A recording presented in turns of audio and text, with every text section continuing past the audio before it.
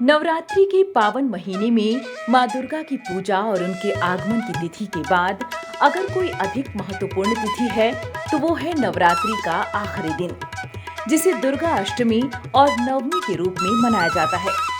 इस दिन कन्याओं की पूजा करने की अद्भुत परंपरा है, जिसका महत्व बहुत अधिक है।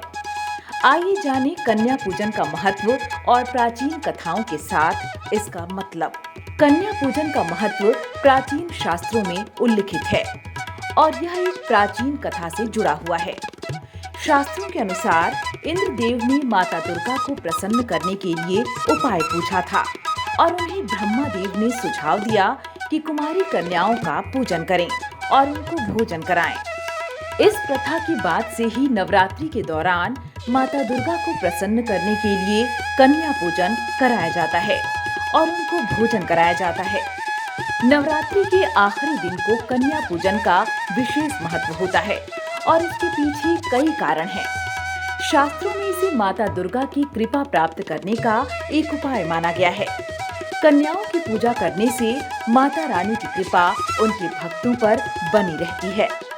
नवरात्रि के दौरान कन्या पूजन का विशेष महत्व होता है, लेकिन दुर्गा अष्टमी और नवमी के दिन इसका महत्व और बढ़ जाता है। इन दिनों कन्याओं को पूजन कराकर उनको भोजन कराने से माता दुर्गा प्रसन्न होती हैं और उनके भक्तों को आशीर्वाद मिलता है। कन्या पूजन का संदेश है कि हर स्त्री में देवी की भावना होती है और हमें सभी स्त्रियों का सम्मान करना चाहिए। यह एक सामाजिक संदेश देता है कि हमें स्त्रियों का सम्मान करना चाहिए और उनके साथ सामंजस्य बनाना चाहिए।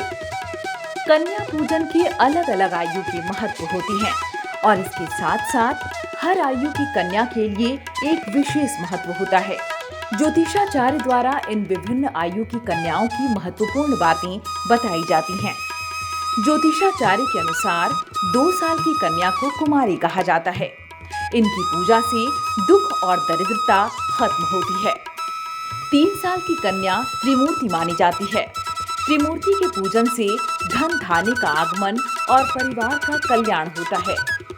4 साल की कन्या कल्याणी मानी जाती है। इनकी पूजा से सुख समृद्धि मिलती है। 5 साल की कन्या को रोहिणी माना गया है। इनकी पूजन से रोग मुक्ति मिलती है। 6 साल की कन्या कालिका होती है। इनकी पूजा से विद्या और राजयोग की प्राप्ति होती है। 7 साल की कन्या को चंडिका माना जाता है। इनकी पूजा से ऐश्वर्य मिलता है।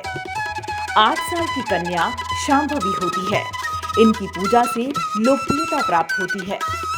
9 साल की कन्या को दुर्गा कहा गया है। इनकी पूजा से शत्रु विजय और असाध्य कार्य सिद्ध होती हैं।